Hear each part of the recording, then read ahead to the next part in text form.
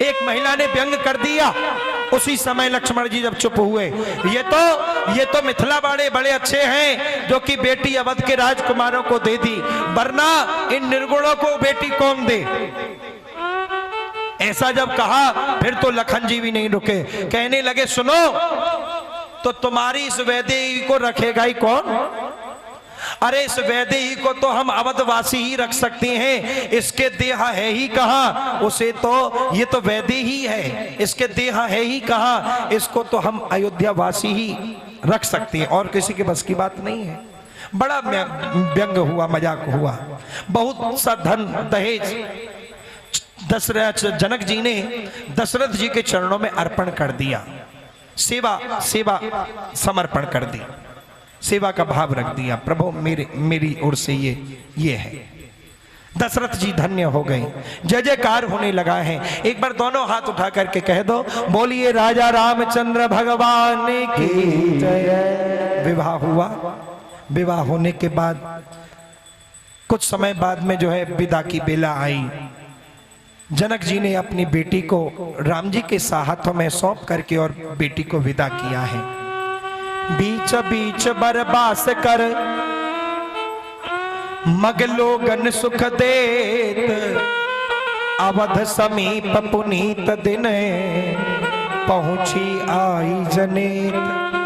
बीच बीच में मुकाम करता हुआ और दशरथ जी का समाज शुभ दिन अयोध्या में पहुंचता है, और अयोध्या में पहुंचा माताओं चारों बहुओं समेत, चारों दुल्हा समेत राज सिंहासन पर बैठाया।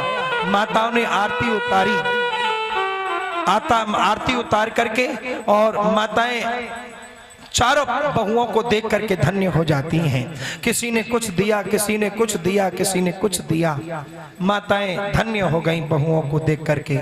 अब विश्वामित्र जी आज्ञा ले रहे हैं कि हे राजन, अब मैं जाना चाहता हूं, काम पूरा हो गया। दशरथ जी बोले, नाथ सकल संपदा तुम्हारी, मैं सेवक समेत सुत नारी। सारे पुत्रों समेत बहुओं समेत चरणों में बैठ गए, कहने लगे प्रभु जो भूल हुई हो उसको क्षमा करना, और बार बार आते आते रहना, दर्शन देते रहना। आशीर्वाद देकर के विश्वामित्र जी चले गए। गोस्वामी तुलसीदास जी अब बाल कांड पर पर्दा डाल देते हैं और अयोध्या कांड की शुरुआत कर देते हैं। शंकर जी का नाम लेकर, गुरु के चरण धूलि को लेकर के अयोध्या कांड का आरंभ करते हैं। आप सब जानते हैं, कथा तो पौराणिक है, गोस्वामी सभी ने रामचरितमानस का अध्ययन कर रखा है, और सब जानते भी हैं कि गोस्वामी जी वर्णन कर रहे हैं और सुखदेव जी कहते हैं कि हे राजन, राम जी के चरित्र में जो बालकांड का जो चरित्र है, ये गोस्वामी जी ने बड़े भाव से लिखा है। भाव से लिखने के बाद इस पर पर्दा डालने से पहले गोस्वामी जी बड़ा विचार करते हैं कि मैं आगे के इस चरित्र को लिख कैसे पाऊंगा। लेकिन नहीं, सूरदास कहते हैं कि जननी तेरी तुझे फिर ना मिलेगी, अब ना बनी तो फिर क्या बनेगी। और हीरा जन्म तूने व्यर्था गवायो, सत्संग कीनो न हरि गुण गायो।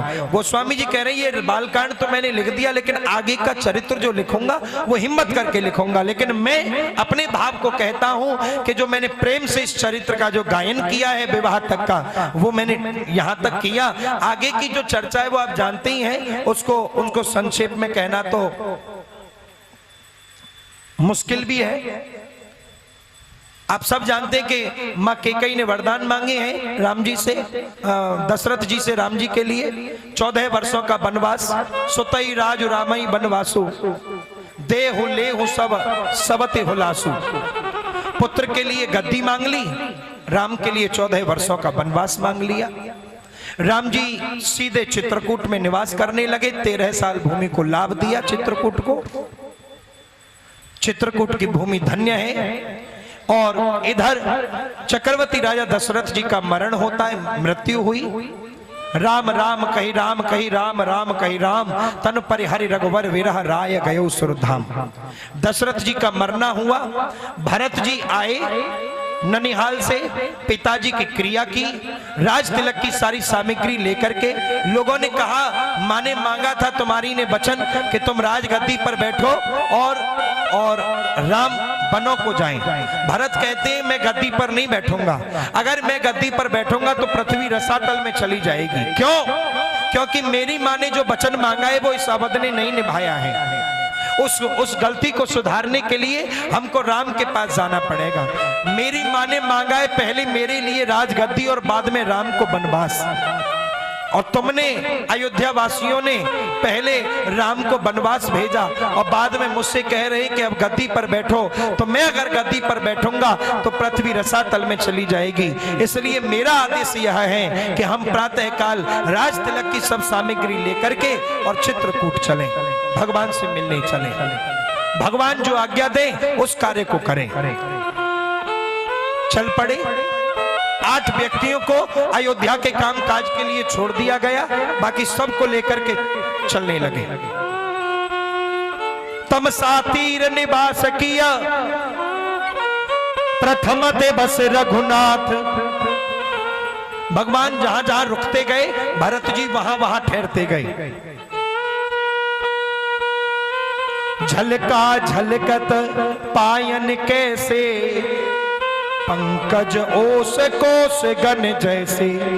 भगवान जहां जहां रुके भरत जी वहां वहां ठहरते गए, उस भूमि को प्रणाम करते गए, लेकिन आगे बढ़ते जा रहे, आशीर्वाद लेते जा रहे। सीताराम चरण रति मोरे अनुदिन बढ़हि अनुग्रह तोरे। अर्थ न धर्म न काम रुचि गति न चाहूं निर्बाण। जन्म जन्म रति राम पद यह वरदान न आन। हे प्रयागराज, मुझे ऐसा आशीर्वाद दो कि सीताराम जी के चरणों में मेरा निरंतर प्रेम बढ़ता रहे, अनुराग बढ़ता रहे। आशीर्वाद दे दिया प्रयाग ने। आगे बढ़े, चित्रकूट पहुंच जाते हैं। भगवान के चरणों में प्रणाम किया, देखा भरत आ गया है। राम जी बड़े प्रसन्न हुए। भरत के कुछ समय बाद पीछे से जनक महाराज आ गए। जब राम जी को लगा कि जनक जी का भी समाज आ गया है, गांव के अयोध्या वासी भी हैं, सब यहाँ कष्ट उठा रहे हैं, तो राम जी ने अपनी चरण पादुका भरत जी को दे दी कि जाओ इनको सिंहासन पर रख देना और गुरु जी से पूछ पूछ करके जो उचित लगे वो कार्य करना। प्रभु करी कृपा पाबरी दीनी सादर भरत शीस धर लीनी। लेकर के आगे 4 दिन की यात्रा में वापस लौट आए। राजगद्दी पर चरण पादुका रख दी और स्वयं गुरु जी से पूछ करके नंदीग्राम में जाकर रहने लगे। पर्णकुटी बनाई, भगवान के ध्यान में बैठ गए। और इधर भगवान अपनी लीला को आगे बढ़ाते हैं। रावण आता है, मां जानकी जी का हरण करके ले जाता है। जटायु ने रोकना चाहा, लेकिन उसने पंख काट दिए। जाकर के लंका में ले जाकर रखने लगा, अशोक वाटिका में। इधर भगवान देखते हैं कि मां जानकी को न पा करके और पूछते भी हैं और रोते भी हैं। हे खग मृग हे मधुकर सैनी, तुम देखी सीता मृग नैनी। चले भी जा रहे और पूछते भी जा रहे। चलते चलते हनुमान जी से मित्रता हुई और बानर सेना के साथ में लंका पर विजय प्राप्त करके और रावण का विनाश करके मां जानकी को लेकर के और अयोध्यापुरी में लौट करके आते हैं। बाबा वशिष्ठ जी को अति प्रसन्नता हुई, तो एक समय शुभ समय जानकर राम जी को स्नान कराया गया और मां जानकी के साथ में राज्य सिंहासन पर विराजमान किया गया। प्रथम तिलक वशिष्ठ मुनि कीना, फिर कहो बेप्रन आय सुदीना। वशिष्ठ जी ने राम जी के ललाट में अवध का राज्य तिलक कर दिया है। जय जयकार होने लगा है। एक बार दोनों हाथ उठा करके कह दो, बोलिए राजा रामचंद्र भगवान की जय। जय जयकार हुआ।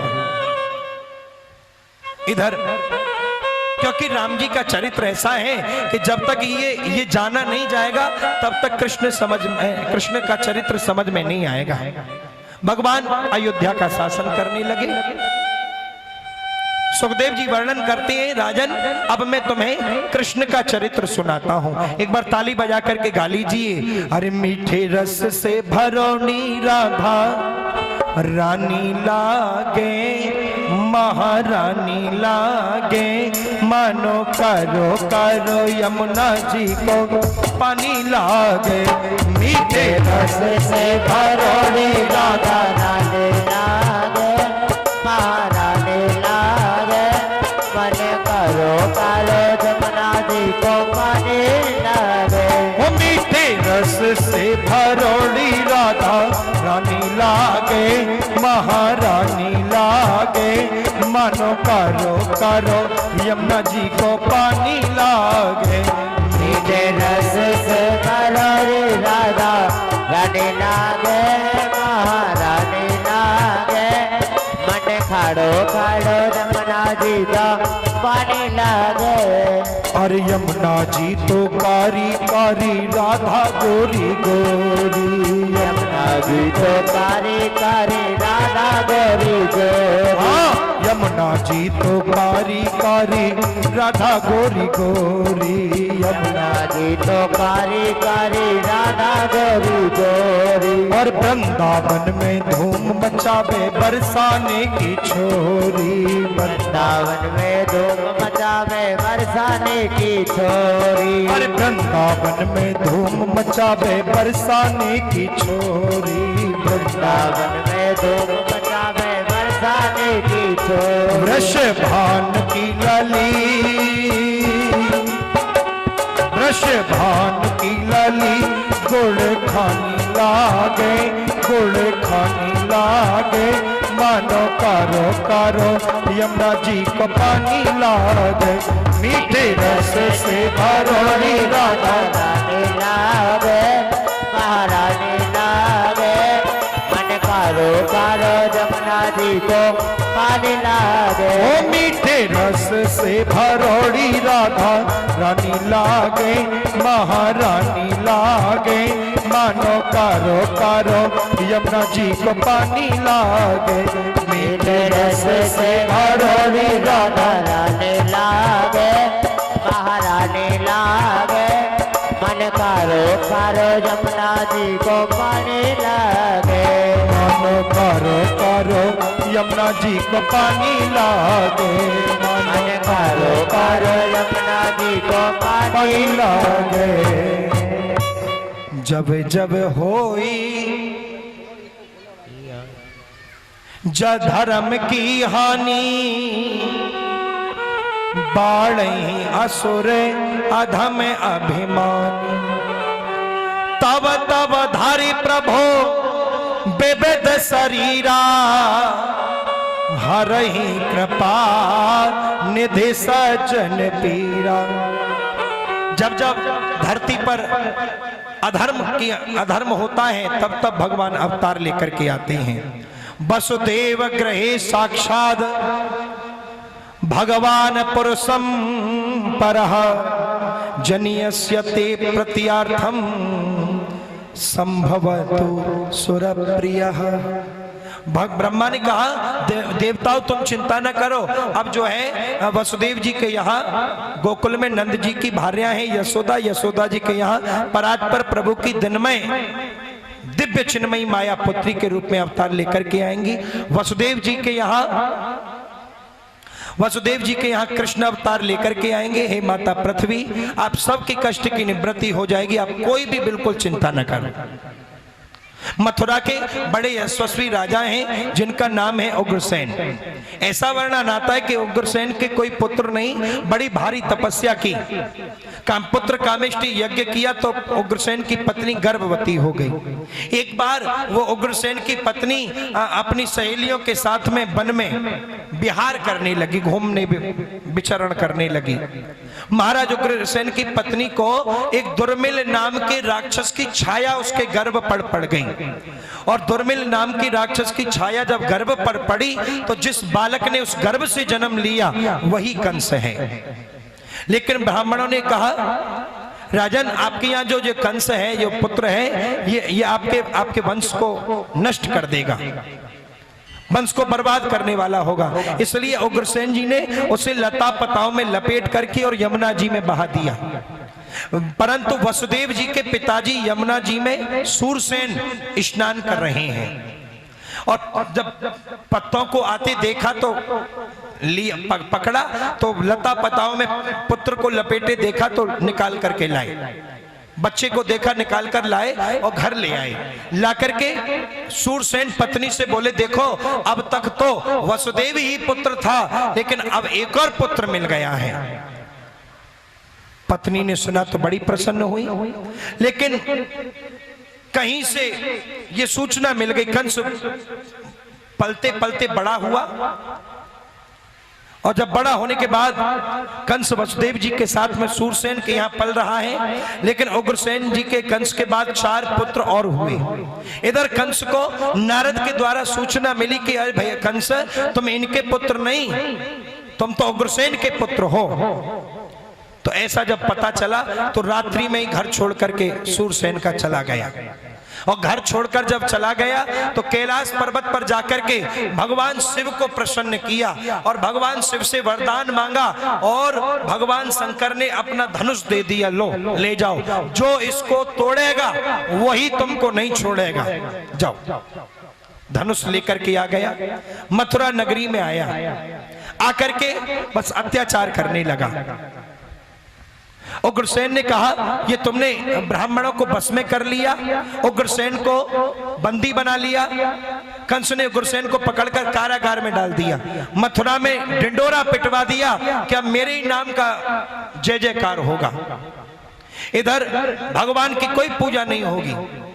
कंस के मन में एक और भाव जगा, मेरी एक बहन है, चाचा की बेटी है, उसका विवाह होना चाहिए, देवकी का विवाह और कर दो, चाचा की बेटी है। तो वसुदेव जी के साथ में देवकी का विवाह संपन्न हो रहा है, बड़ी धूमधाम से विवाह हुआ। जैसे ही विवाह होने के बाद अपनी बहन को विदा कर रहा है, आकाशवाणी होती है कि हे कंस, जिस बहन देवकी को तुम विदा कर रहे हो, इसी का अष्टव गर्भ तुम्हारा काल होगा, इसी का अष्टव गर्भ काल होगा। ये जब सुना कंस ने सोचने लगा, पहले तो छोड़ा, ध्यान नहीं दिया, लेकिन बाद में जब ध्यान आया तो तुरंत अपनी बहन देवकी के केसों को पकड़ करके नीचे खींच लिया। वसुदेव बोले, ये क्या करते हो? अरे राजन, ये क्या कर रहे हो? नहीं, अरे मेरे काल को जन्म देगी देवकी, लेकिन काल जन्म देने वाली को मैं जीवित नहीं छोड़ूंगा तो काल पैदा कहां से होगा। मारने लगा। श्यालग्नियम गुणम सुरे भवानम भोजयास्करः सकथम भमिनी दम्यतो स्त्रैतुहम परिणीगतः। राजन, आप जैसा पराक्रमी यशस्वी कौन होगा? कोई और है? अरे आप ये क्या कर रहे हैं? आप तो ये वैसे भी देवकी तो नारी है और वैसे भी विवाह के समय में है तो लक्ष्मी है, और फिर ऊपर से आपकी बहन है। बोले नहीं, मैं छोड़ूंगा नहीं, छोड़ूंगा नहीं। लेकिन वसुदेव कहते हैं, देव भगवान आप क्या चाहते हो? लेकिन एक काम करते हैं, आप हमको अपनी कारागार में रखो, हमारे जब तक 8 पुत्र नहीं हो जाते तब तक हम एक एक पुत्र तुमको लाते देंगे, तुमको देते जाएंगे, जो करना हो सो करना। ठीक है। दोनों को कारागार में बंदी बना लिया। सर्वे क्षयंतान रूपो संज्ञोय विज्ञो गतः। वसुदेव कहते, वैसे तो राजन मृत्यु ही सत्य है, मृत्यु सत्य है, लेकिन तुमको ऐसा नहीं लगता तो कोई बात नहीं। कंस ने कहा, जब तक 8वां बालक नहीं हो जाता तब तक मेरी शर्त है, आपको कारागार में रहना होगा। वसुदेव जी को जेल में डाल दिया, बदल गया। वसुदेव जी की बड़ी पत्नी है रोहिणी, जो यशोदा जी की सहेली हैं, इसलिए वे प्राय गोकुल में वास करती हैं। वसुदेव जी की अन्य पत्नियां अपने ससुर जी के यहाँ महल में सुरक्षित हैं।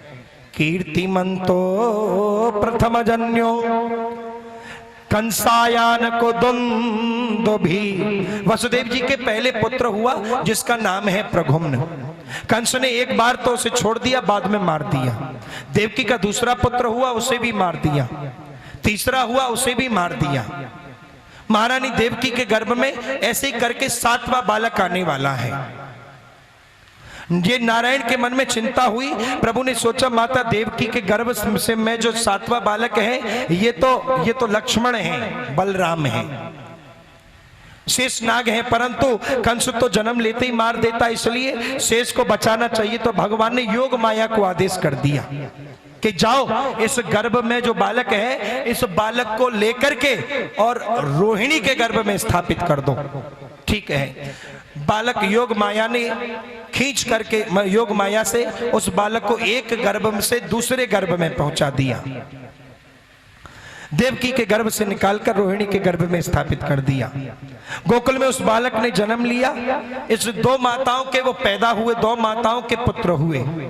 कंस ने पूछा क्यों 7वें का क्या हुआ? सैनिकों ने कहा महाराज 7वां तो गर्भ में ही मर गया, अब 8वां बालक आने वाला है, यही है गोविंद। अब माता देवकी के गर्भ में 8वां बालक आ रहा है।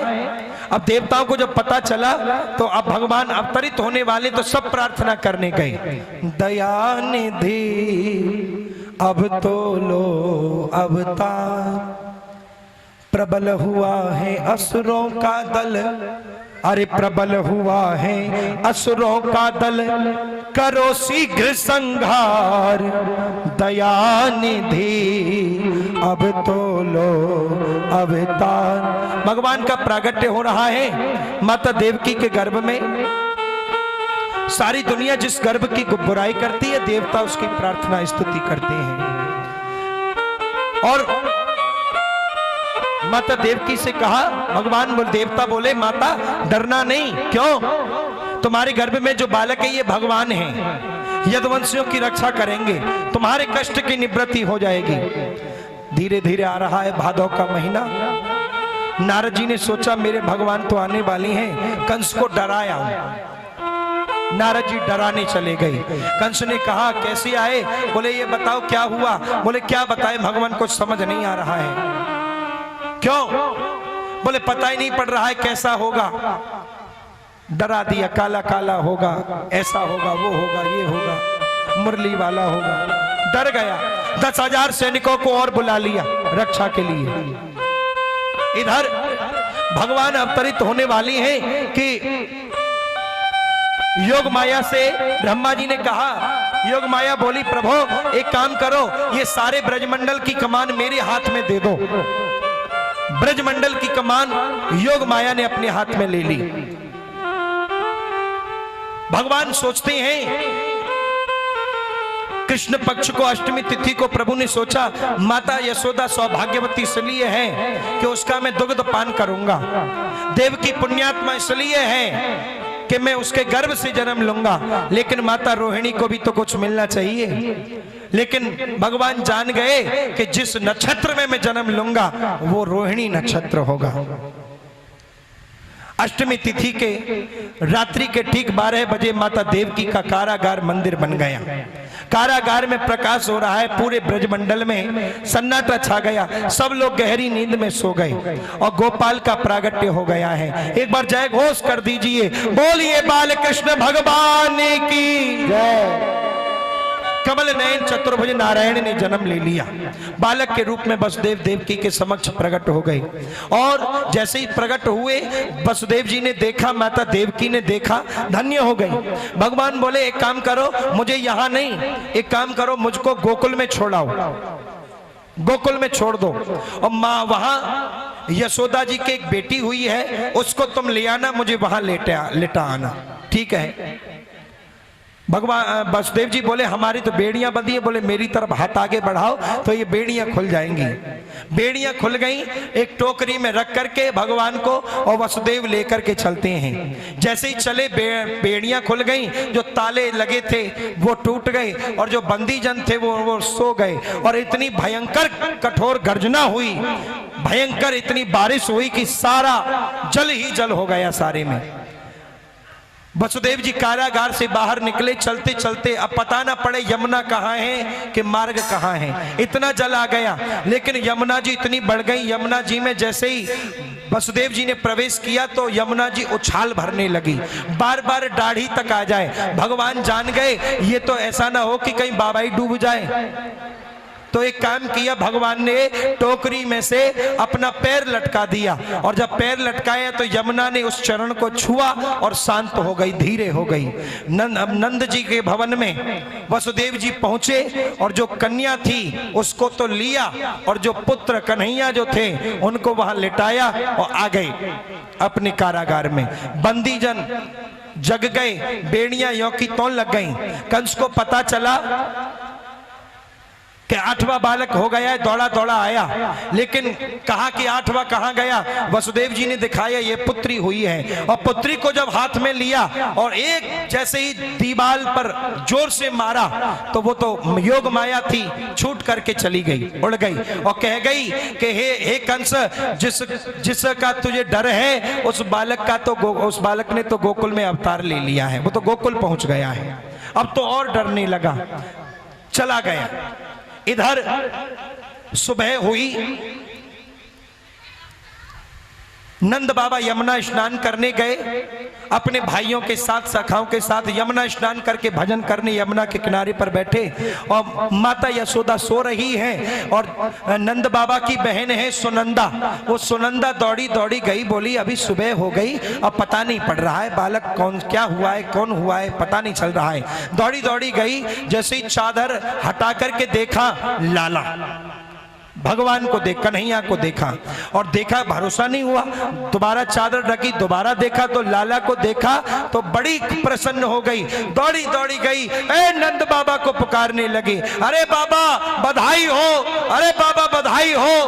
क्यों, क्या हुआ? बोले लाला हुआ है। नंद बाबा ने सुना तो दौड़ पड़े, अब बजाइए ताली और गाइए और कहिए, अरे जो लमकरी डारोरी,